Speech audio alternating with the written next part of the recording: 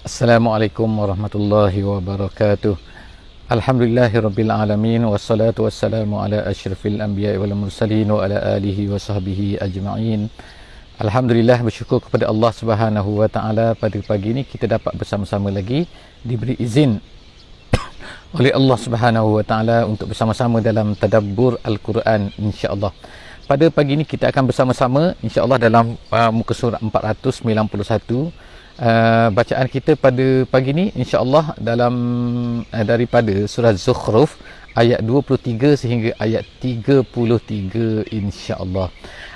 Daripada Bandar Seri Begawan, hari ini 1 hari bulan Rabiul Akhir tahun 1442 bersamaan dengan 17 hari bulan November tahun 2020. InsyaAllah kita bersama-sama, moga-moga kita akan mendapat sesuatu yang berharga insyaAllah menjadi bekalan kita pada hari ini, insyaAllah, supaya kita dapat memulakan hari kita ini dengan baik, gembira insyaAllah, dan membawa bekalan-bekalan daripada Al-Quran insyaAllah. InsyaAllah kita akan mulakan bacaan kita insyaAllah. A'udzubillahi minasyaitonirrajim. Bismillahirrahmanirrahim. Wa kadzalika ma arsalna min qablika fi qaryatin min nadhirin illa qala mutrafuha inna wajadna aba'ana ala ummatin wa inna ala atharihim muqtadun. Sadaqallahul azim. Alhamdulillah, itu adalah ayat pertama, iaitu ayat 23 daripada surah Zukhruf. Pada hari ini insya-Allah kita akan melihat beberapa perkara yang terkandung di dalam muka surat ini. Yang pertama sekali ialah tentang hiburan daripada Allah Subhanahu wa taala kepada nabi kita Nabi Muhammad sallallahu alaihi wasallam. Artinya iaitu Nabi sallallahu alaihi wasallam menghadapi banyak kesukaran dalam dakwah baginda sallallahu alaihi wasallam. Banyak tekanan Kalau bagi kita, mesti kita ni dah depres kan. Kerana apa kan? Kerana halangan, kerana tekanan, kerana cercaan, kerana penyiksaan fizikal juga daripada orang-orang kafir terhadap Nabi sallallahu alaihi wasallam.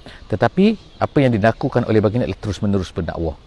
Tetapi sebagai manusia, mungkin akan ada perasaan-perasaan yang memberatkan baginda sallallahu alaihi wasallam. Sebab itulah maka Allah Subhanahu wa taala telah terus-menerus menghiburkan baginda sallallahu alaihi wasallam dengan wa kadzalika. Jadi pada ayat hari ini kita akan baca yang pertamanya ialah hiburan daripada Allah Subhanahu wa taala. Yang pertama ialah dengan kata-kata, dengan memberi support kepada Nabi sallallahu alaihi wasallam. Itu yang pertama. Yang kedua, Allah Subhanahu wa taala menceritakan beberapa kisah dan kisah yang ada di sini ialah yang pada muka surat ni ialah tentang kisah Nabi Ibrahim alaihi salam.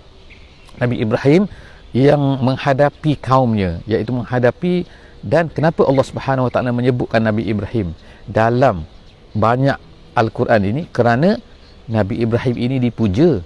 Nabi Ibrahim ini adalah merupakan orang yang mendirikan Kaabah tu. Itu diketahui, diakui oleh orang-orang Quraisy, dan bahkan mereka meletakkan patung Ibrahim di dalam Kaabah tu. Jadi nak cerita di sini ialah apa? Bahawa mereka ni sangat memuliakan Ibrahim dan memuliakan Nabi Ismail, dan mereka tahu bahawa Nabi Muhammad sallallahu alaihi wasallam tu adalah merupakan keturunan daripada Nabi Ismail dan keturunan daripada Nabi Ibrahim. Jadi kenapa mereka menolak juga iman yang dibawa oleh Nabi Muhammad sallallahu alaihi wasallam. Jadi ini satu benda yang pelik. Seterusnya Allah Subhanahu wa taala menceritakan dalam akhir-akhir muka surat ini, Allah menceritakan tentang nikmat-nikmat, tentang Allah Ta'ala berikan nikmat kepada manusia ini dalam pelbagai bentuk. Tetapi janganlah manusia ini tergoda dengan nikmat-nikmat ini, dalam erti katanya tergoda dengan dunia sehingga meninggalkan Islam, sehingga meninggalkan kebenaran. Jadi dunia ini hanya sementara, kebenaran itu yang kekal. Kebenaran itu yang akan menentukan kamu di mana nanti, di hari akhirat nanti, selepas daripada mati. Jadi itu kandungan ayat yang akan kita baca pada hari ini, pada muka surat ini 491 insya-Allah. Jadi seterusnya kita akan baca, kita akan tengok Allah Subhanahu wa taala menyebutkan wa kadzalika, memulakan muka surat ini dengan wa kadzalika, dan dengan demikian itulah ma arsalna, iaitu cerita yang sama, apa yang sama yang berlaku kepada Nabi Muhammad sallallahu alaihi wasallam sekarang. Iaitu apa? Nabi-nabi terdahulu Allah Taala sebut sini ma arsalna min qablika, tidak kami utuskan sebelum engkau wahai Muhammad ini, fi qaryatin, mana-mana tempat pun atas dunia ni, min nazirin, seorang nazir, seorang yang akan memberi peringatan, illa, melainkan. Maknanya benda ni adalah perkara ialah akan, itulah bentuk yang berlaku sentiasanya, iaitu apa? Illa qala mutrafuha, akan berkatalah mutrafu ni dalam tafsiran dia kata ialah muna'amun ni ialah orang-orang yang mendapat nikmat, orang-orang yang diberi nikmat, sama ada dalam bentuk kekayaan, sama ada dalam bentuk kekuasaan, sama ada dalam bentuk apa-apalah, iaitu orang mendapat nikmat daripada Allah SWT. Kalau kita katakan orang kaya, orang hebat, orang yang berada, orang apa dan sebagainya. Jadi mereka ini biasanya disebutkan secara khusus oleh Allah Subhanahu Wa Taala dalam Al-Quran ni. Ulama tafsir menyatakan kenapa disebutkan orang-orang yang menentang Rasul ni biasanya adalah orang-orang yang muna'amun. Kenapa orang-orang mutraf? Kenapa orang-orang yang kaya? Kenapa orang yang berkuasa? Kerana biasanya mereka lah yang menyalahgunakan kekuasaan mereka, menyalahgunakan kekayaan mereka, tidak digunakan di jalan Allah. Dia tak kata semua orang kaya, tak kan, tapi dia kata kan, biasanya orang-orang kaya lah ataupun orang-orang yang berkuasa lah yang akan menentang nabi-nabi dan juga nazir yang diutuskan oleh Allah Subhanahu Wa Taala. Jadi alhamdulillah, kalau kita kaya, kita menyokong Islam, memberi bantuan kepada Islam, itu adalah satu perkara yang sangat baguslah. Kita tak termasuk di dalam maksud ayat ini, tetapi Allah Ta'ala menceritakan keadaan biasa yang berlakunya, iaitu kebanyakan yang berlakunya ialah penentang ini adalah daripada orang-orang yang berkuasa dan orang-orang yang mendapat nikmat, mutrafu kan. Inna wajadna, mereka ni akan berkata apa biasanya? Penentang-penentang Rasul daripada orang kaya dan juga orang berkuasa ni akan berkata apa? Alah, dia kata, kami ni inna wajadna aba'ana ala ummah. Mereka kata, kami tengok tok nenek kami, bapak-bapak kami dulu, orang-orang sebelum daripada kami ni mengikut agama ni, ala ummah. Ummah ni maksudnya ala millah. Millah tu maknanya agama ataupun cara hidup. Cara hidup inilah yang dibuat oleh tok nenek kita, yang dibuat oleh orang-orang yang sebelum daripada kita. Jadi takkanlah kita nak ubah. Itu cara pemikiran dia dan cara pemikiran dakwah mereka, dakwah orang-orang yang apa ni, yang menentang Nabi ni, menentang Rasul-Rasul, menentang Islam ni. Itulah cara dia, dakwah yang diberikan kepada orang ramai.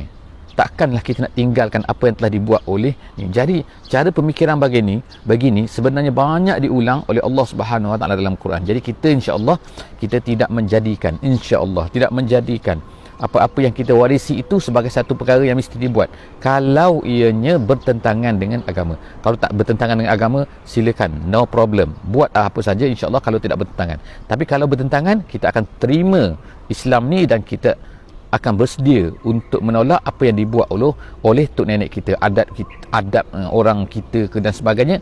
Itu kita mesti ketepikan jika sekiranya ia bertentangan dengan Islam. Itu kesanggupan yang mesti ada. Jika tidak, kita mempunyai pengaruh apa yang dikatakan oleh orang-orang yang berlaku di zaman Nabi sallallahu alaihi wasallam ini. Wa inna ala atharihim muqtadun, dan mereka mengatakan lagi apa? Tak, kami nak ikut apa yang telah ditinggalkan oleh orang-orang sebelum daripada kita. Itulah cara pemikiran yang salah. Seterusnya, qala awalau ji'tukum, ini adalah kata-kata Nabi, kata Nabi kepada kaumnya, iaitu apa? Qala awalau ji'tukum bi ahda mimma wajadtum alaihi aba'akum. Apa kata kalau apa yang aku bawa ni, Nabi-Nabi bawa ni lebih baik daripada apa yang kamu ada ni. Maknanya lebih baik syirik dengan tauhid. Mana lebih baik? Tauhid lebih baik, of course kan. Percaya kepada Tuhan yang banyak, percaya kepada Tuhan yang satu. Takkan Tuhan yang banyak ni lebih baik daripada Tuhan yang satu? Percaya kepada akhirat, tak percaya kepada akhirat, mana yang lebih baik? Jadi apa yang dibawa oleh Nabi-Nabi ni semuanya adalah lebih baik daripada apa yang ni. Tetapi mereka tetap juga berdegil. Kenapa? Nak ikut apa yang telah dipegang oleh tok nenek kita. Jadi kita tengok tu kan, bahawa bahayanya cara pemikiran yang beginilah. Jadi insya-Allah kita alhamdulillah pada hari ini kan, kita berpegang kepada agama. Apa agama kita kata betul, maka kita ikut itu. Tak kiralah, kita takkan muqtadun ada adab resam kita jika sekiranya ia bertentangan dengan agama. Kita mesti tinggalkan. Jadi kata Nabi ni, Nabi membawa satu benda yang lebih baik. Yang lebih baik itu yang mendekatkan kepada Allah, yang lebih betul, bi ahda, yang lebih petunjuk, mimma wajadtum alaihi abaakum, daripada apa yang kamu dapati pada tok nenek kamu dulu. Qalu inna bima ursiltum bihi qalu, tapi apa jawapan mereka bila Rasul berkata macam tu? Apa jawapan mereka? Mereka kata apa? Mereka kata qalu inna bima ursiltum bihi kafirun. Tak nak. Apa yang kamu bawa ni kami tak nak, kami tak nak terima, kami kafir. Kafir maknanya kami tolak, kami tak nak terima. Kemudian famtaqamna, Allah Subhanahu Wa Taala terus sebut apa? Fa maknanya, fa ni maknanya litakid, maknanya litakid, litakid wat tartib. Selepas daripada begitu, kata-kata orang terdahulu ni bila mereka menentang Rasul dah sampai melampau macam tu, mereka kafir, Allah Subhanahu Wa Taala fantaqamna. Allah Taala kata intiqam. Intiqam ni nama, salah satu nama Allah ialah Muntaqim. Muntaqim ni kalau terjemahan bahasa Melayu lah membalas dendam, tapi bukan dendam ni Melayu, orang manusia dendam ni kan, tapi Allah Subhanahu Wa Taala, iaitu Allah Taala mengenakan balasan ke atas apa yang mereka buat yang tidak patut, yang dahsyat sangat tu, yang tak betul tu. Famtaqamna, Allah balas mereka, minhum, orang-orang yang kufur itu. Fanzur, dan tengoklah. Allah minta kita supaya tengok tu, fanzur apa? Kaifa kana akibatul mukazzibin, bagaimana nasib yang akan terkena kepada orang-orang yang mendustakan. Allah Ta'ala meminta supaya kita semua ni kan melihat maknanya kita orang Quraisy pada masa tu, orang yang menentang Nabi SAW pada masa tu kan, tengok sikit, tengok apa yang berlaku kepada orang-orang yang terdahulu yang menentang tu. Wa iz qala Ibrahim, kemudian barulah Nabi Allah Subhanahu Wa Ta'ala membawa cerita tentang Nabi Ibrahim. Habis itu, tengok Allah Ta'ala menyuruh orang Quraisy ni, orang kafir ni, orang menentang Nabi ni, tengok. Kemudian Allah Ta'ala kata sekarang, wa iz qala, ingat ketika Ibrahim berkata li abihi itu namanya Azar. Ada khilaf di situ siapakah ayahnya dan sebagainya, tapi kita tak penting di situ kan. Iaitu di sini kita cerita ialah Nabi Ibrahim ni berkata kepada abihi wa qaumihi, kepada ayahnya dan juga kepada kaumnya. Dia kata apa yang dikatakan? Innani bara'un mimma ta'budun. Aku bara', kata. Bara' ni ertinya ialah apa? Dalam erti bahasa Arabnya, bara' tu ertinya ialah aku ni benci, aku tak suka, aku berlepas diri, aku tak nak jadi seperti kamu ni, aku tak bersama dengan kamu. Itu bara'. Jadi dalam Islam ni kita ada dalam Al-Quran disebut al-wali. Allah waliyul ladzina amanu. Allah ni menjadi wali kepada orang-orang yang beriman. Jadi makna itu nama dia, istilah dia ialah al-wala. Wala ni maknanya kewala kita tu, iaitu ketaatan kita, mendekatkan diri kepada Allah, kecintaan kita ialah kepada Allah Subhanahu Wa Taala saja. Itu nama dia al-wala. Kemudian ada satu lawan dia kepada al-wala ni, al-bara'. Al-bara' ni ialah kita meninggalkan. Kita tak nak, kita tak mau, kita tak say, kata orang Kelantan. Jadi maknanya kita tak mau, kita tinggalkan, kita benci kepada apa yang dibuat, itu nama dia bara'. Jadi Nabi Ibrahim berkata aku bara'. Bara' ni orangnya kita kata bari'un. Jadi Nabi Ibrahim, inni bara'un, aku ni berlepas diri, aku tak nak bersama, aku tak nak bersama dengan kamu lah, aku tak nak bersama kamu ni menyertai menyembah berhala dan sebagainya, mimma ta'budun, daripada apa yang kamu sembah, daripada apa yang kamu lakukan menyembah berhala ni, illal ladzi fatarani. Dan ini dia kata istisna sini istisna yang kata pengecualian. Dalam bahasa Arabnya ada nama dia istisna munqati', ada istisna muntasil. Itu kita tak discuss lah sini kan, kerana sangat complicated sikit kan, mungkin kan perbincangan memerlukan kepada whiteboard yang cantik lah mungkin untuk kita lukis. Di sini ialah Nabi Ibrahim berkatakan aku tak akan sembah apa yang kamu sembah, tetapi aku hanya menyembah apa? Iaitu allazi fatarani, yang menciptakan aku, fa innahu sayahdin, kerana dia akan memberi petunjuk kepada aku, dia menunjukkan jalan kepada aku kan, bukannya patung-patung itu. Kemudian wa ja'alaha kalimatan baqiyah fi aqibihi la'allahum yarji'un. Jadi maknanya kemudian Allah Subhanahu Wa Taala kata wa ja'alaha. Apa maksud wajah Allah? Menjadikannya. Siapa yang menjadikannya? Ada dua pendapat ulama di sini. Yang pertama kata yang menjadikannya itu, yang menjadikannya kalimatan baqiyah, iaitu kata-kata Nabi Ibrahim itu sebagai kalimah baqiyah. Maksud kalimah baqiyah ialah kalimah yang mana kalimatut tauhid artinya. Satu benda yang kekal, kalimatun baqiyah. Kalimatun baqiyah fi akibihi, selepas daripadanya. Iaitu maksudnya apa? Selepas daripada Nabi Ibrahim ini akan berkekalan sampailah kepada hari akhirat, akan ada orang yang mentauhidkan Allah Subhanahu wa taala. Itu kalimatan baqiyah, maknanya kami jadikan. Jadi ada dua pendapat di sini. Wa ja'alaha tu siapa yang menjadikan? Ada ahli tafsir yang pertama mengatakan wa ja'alaha tu Allah Taala menjadikannya, menjadikan apa yang diungkapkan oleh Nabi Ibrahim itu, menjadikan kalimah tauhid itu sebagai satu perkara yang akan terus menerus akan ada orang memegangnya. Itu yang pertama. Pendapat yang kedua, ahli tafsir kata ialah wa ja'alaha itu ialah Nabi Ibrahim. Nabi Ibrahim menjadikan kalimah ini, iaitu kata-kata ini, tauhid ini sebagai satu benda yang kekal sehinggalah sampai kepada terus anak cucu dia. La'allahum yarji'un. Allah Ta'ala kata, moga-moga kamu sini la'allahum, semoga mereka ni siapa? Iaitu orang kafir Quraisy ni. La'allahum yarji'un, semoga Allah ceritakan perkara ni supaya mereka ni kembali semula kepada ajaran yang benar, tinggalkan apa yang dipegang daripada nenek moyang menyembah berhala dan sebagainya ni. Kemudian Allah kata bal matta'tu haula'i wa aba'ahum hatta ja'ahumul haqqu wa rasulun mubin. Allah Subhanahu wa taala tidak menghancurkan orang-orang Mekah daripada Nabi Ibrahim, kekal mereka ni, walaupun mereka ni kufur, walaupun mereka sembah berhala, tapi Allah Ta'ala tidak menyeksa mereka, tidak menurunkan bala kepada mereka seperti mana yang berlaku kepada umat-umat yang lain sebelum daripada itu. Ada yang dikenakan banjir, ada yang dikenakan petir, ada yang dikenakan dengan laungan suara yang sangat dahsyat, ada hujan batu dan sebagainya, lalu dihancurkan mereka semua. Kaum Nabi Hud, kaum Nabi Nuh, kaum Nabi Lut, kaum Nabi dan sebagainya. Tapi umat ini, umat Quraisy ini, itu kekal. Mereka itu tidak. Jadi Allah, sebab tu Allah Ta'ala sebut kat sini, dia kata bal matta'tu haula'i wa aba'ahum. Ayah-ayah kamu semua kami terus bagi nikmat. Matta'tu, kami bagi nikmat kepada kamu semua hatta ja'ahumul haqqu. Al-haqqu sini Al-Quran, sehinggalah datang Quran. Jadi Allah SWT bagi peluang kepada manusia ni kadang-kadang kan, supaya mereka ni bertaubat, supaya mereka ni kenal Allah Subhanahu wa taala, supaya mereka kembali semula kan. Jadi Allah Ta'ala hidupkan kadang-kadang tu. Kita walaupun kita jahat, Allah Ta'ala tak matikan. Walaupun kita jahat, Allah Ta'ala tak accidentkan. Walaupun kita jahat, Allah Ta'ala tak membalas kita terus kan. Tapi Allah Ta'ala beri kepada kita peluang. Jadi sepatutnya kita ni bertaubat kepada Allah Subhanahu wa taala, tidaklah terus menerus dalam kejahatan ni. Jadi matta'tu haula wa aba'ahum, dan juga ayah mereka kami berikan nikmat, kami berikan hidup hatta ja'ahumul haqqu, sehingga datang Al-Quran wa rasulun mubin, dan juga seorang rasul yang menceritakan, yang menjelaskan, iaitu Nabi Muhammad sallallahu alaihi wasallam. Jadi sekarang Nabi Muhammad dah datang dah depan kamu, wahai orang Quraisy.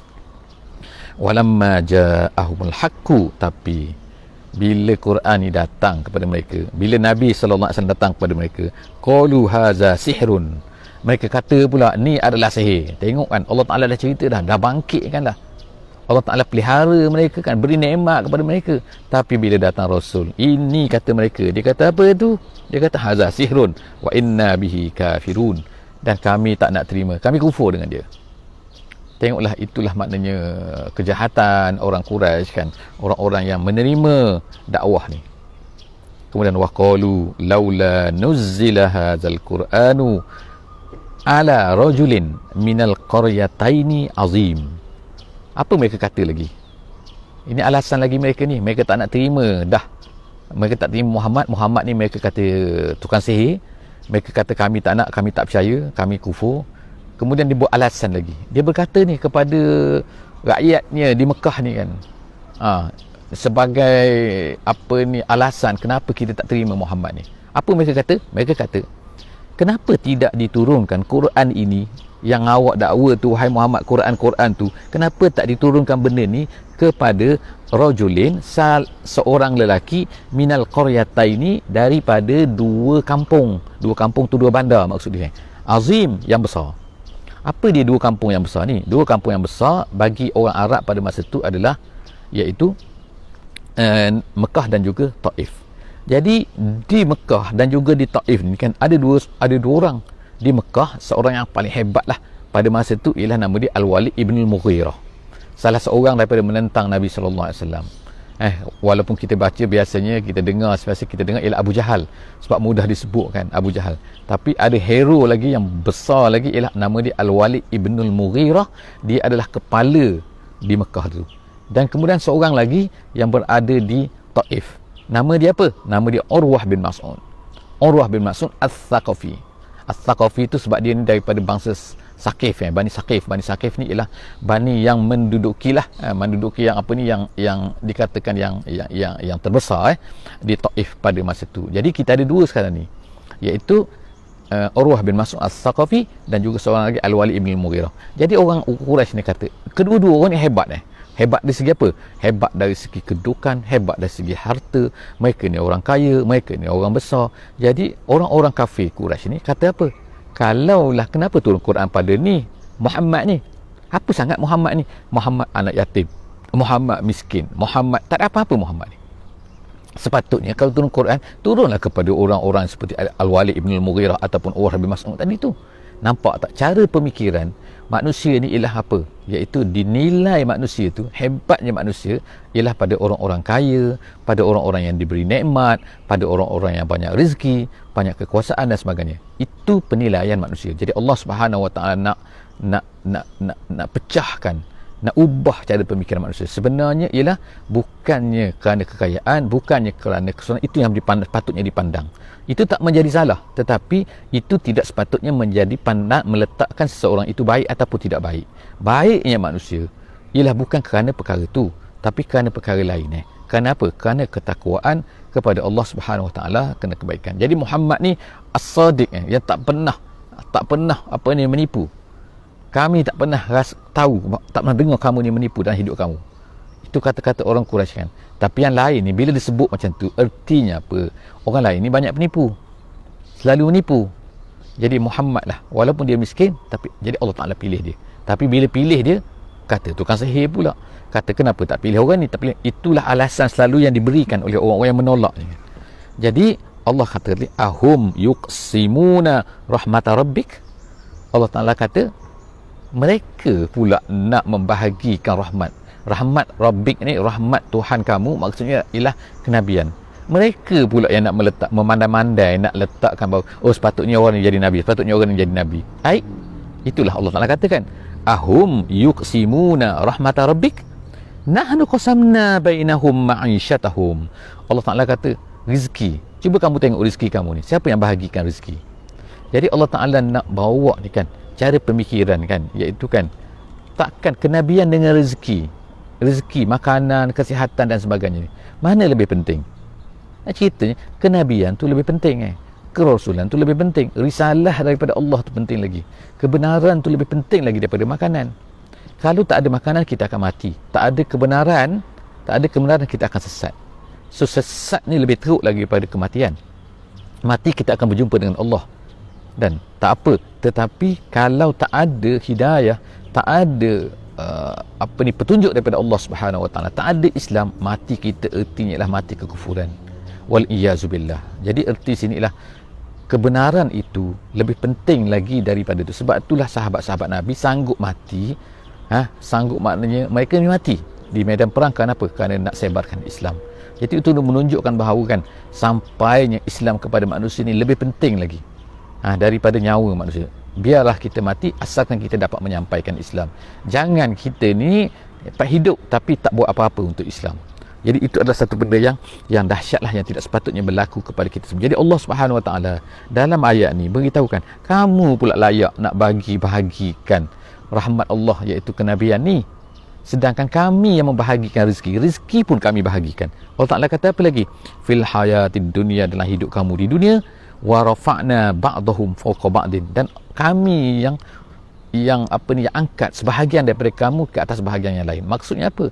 Sebahagian daripada kamu ni kami kayakan, sebahagian daripada kamu ni kami tak kayakan dia, miskinkan dia, kita kata. Kenapa pula macam tu? Allah Ta'ala ada beri kaya, ada beri miskin. Wa rafa'na ba'dahum fawqa ba'din darajatin liyattakhiza ba'duhum ba'dan sukhriya. Allah sebut alasan kat sini. Kenapa Allah Ta'ala jadikan sebahagian manusia atas dunia ni kaya? Dia bukan makna sebahagian jadi miskin. Yang miskin tu bukan tak nak kaya. Tak, tapi Allah tak berikan rezeki kepada dia. Memanglah adalah of course kan yang tidak mau bekerja, yang malas, itu cerita lain kan. Tapi kita tengok kan, kita buka kedai. Kedai kita kenapa orang tak datang? Kita berusaha lagi, orang tak datang juga. Orang ni, orang datang maju kedai dia kan. Jadi kita tak boleh dengki. Allah Ta'ala dah beri rezeki pada dia. Ada orang diberi pangkat. Kemudian Allah Ta'ala ada orang tak dinaikkan pangkat. Duduk kerja macam tu juga. Walaupun dia bagus kerja kan. Tak apa kan. Rezeki Allah Ta'ala tetapkan. Kenapa Allah Ta'ala jadikan, Allah sebut kat sini, kenapa sebahagian daripada manusia ni, ada yang dikayakan, ada yang tak kaya, ada yang miskin. Cuba bayangkan, kalau semua manusia di atas dunia ni kaya, semua orang ada, nak semua dapat kaya. Saya ada 10 kapal selam katakan, supaya ada 50 buah istana, saya ada semualah kata, semua daripada emas semua, katakan kaya semua jadi kalau kaya, siapa yang nak berusaha, nak bekerja untuk dia? Siapa yang nak masak untuk dia? Siapa yang nak ni semua untuk dia? Siapa nak bekerja? Masalah dia kan. Kalau semua kaya, dah sebab semua orang kaya, satu dunia ni semua kaya, tak ada orang miskin. Akhirnya siapa nak bekerja untuk orang kaya tu pula? Tak ada orang nak, sebab dia kaya dah kan, dia banyak duit dah kan. Tu contohnya lah kan. Maknanya sebab itulah Allah Ta'ala jadikan sama ada di atas satu tempatnya, satu bandar macam ni, ataupun di antara negeri-negeri, ada negeri yang kaya, ada negeri yang miskin. Jadi orang daripada tempat yang miskin ni pergi ke negeri yang kaya tu untuk bekerja di situ. Jadi begitulah Allah Ta'ala jadikan itu adalah kelebihan untuk menjadikan supaya apa? Sukhriya. Sukhriya tu maknanya bukan merendahkan orang, bukan, tapi maknanya mendapat manfaat sebahagian di antara sebahagian yang lain. Iaitu menjadikan orang kaya dapat memberi gaji kepada orang miskin. Orang miskin dapat gaji dan dia bekerja kepada orang kaya. Tapi orang kaya ni pula mungkin dia akan perlukan kepada yang lain pula kan, perlukan kepada doktor pula kalau dia sakit. Doktor tu macam doktor tu kaya sebab dia sihat jadi dia pun berubat orang ni. Jadi begitulah pusingan Allah Ta'ala jadikan cantik atas dunia ni kan. Ada kaya, ada miskin. Sebab itulah kita tak boleh marah kepada kenapa Allah Ta'ala jadikan ada orang kaya, ada orang miskin. Kalau semua kaya, susah nanti nak hidup. Macam mana? Siapa nak tanam padi? Siapa nak mengairkan? Akhirnya kita nak makan apa? Kita nak makan padi, kita nak makan beras kan, kemudian kita nak makan nasi, kemudian kita ni nak makan ikan, nak makan sayur. Kalau semua orang kaya, siapa nak tanam sayur? Jadi Allah Subhanahu Wa Ta'ala jadikan, tunjukkan benda tu semua, nak kata apa kan, kami bahagikan cantik Begitulah juga dengan ar-risalah, iaitu risalah daripada Allah Subhanahu Wa Ta'ala diberikan kepada Allah Ta'ala, pilih siapa yang dia nak. Seterusnya Allah Ta'ala kata situ ialah wa rahmatu rabbika khairun mimma yajma'un. Tetapi rahmat Allah itu lebih baik. Jadi apa yang dikatakan rahmat Allah tadi tu, iaitu rahmat Allah itu ialah kenabian ataupun wahyu ataupun hidayah ataupun kebenaran. Jadi maknanya kebenaran itu lebih baik daripada apa yang kamu kumpulkan. Apa yang kamu kumpulkan? Yang kita kumpulkan apa? Kita kumpulkan harta lah, kita kumpulkan kekayaan, kita kumpulkan pangkat, kita kumpulkan kekuasaan contohnya kan. Jadi adakah perkara itu bagus? Bagus. Tapi ada yang lebih bagus lagi daripada itu. Yang lebih bagus daripada itu ialah apa? Iaitu rahmat Allah. Rahmat Allah tu apa? Iaitu dalam bentuk kebenaran, dalam bentuk Al-Quran, dalam bentuk benda-benda perkara yang datang daripada Allah Subhanahu Wa Ta'ala. Jadi itulah yang lebih baik lagi daripada apa yang kamu kumpulkan, daripada harta-harta yang kamu kumpulkan dan sebagainya. Kemudian walaula an yakunan nas ummatan wahidah la ja'alna liman yakfuru birrahmani libuyutihim suqufan min fiddah wa ma'arija 'alaiha yazharun.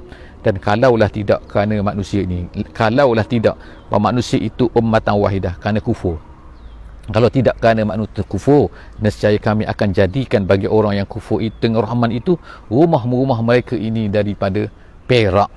Atap tu kata daripada perak, sukufan, tingkatan-tingkatan atap rumah mereka tu min fiddah, daripada perak, wa ma'arij, ma'arij itulah tangga. Tangga, ataupun kalau dalam tafsiran moden ni dia kata ialah ma'arij itulah satu ma'arij 'alaiha yazharun. Yazharun tu artinya naik ke atas.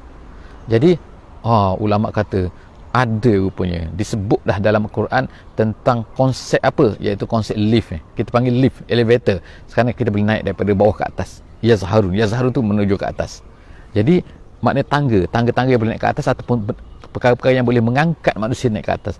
Jadi apa maksud situ? Iaitu juga daripada perak. Manusia tak ada buatlah sekarang ni kan, tak adalah orang buat atap rumah-rumah dia daripada perak kan, kecuali jarang-jarang sangat lah kan.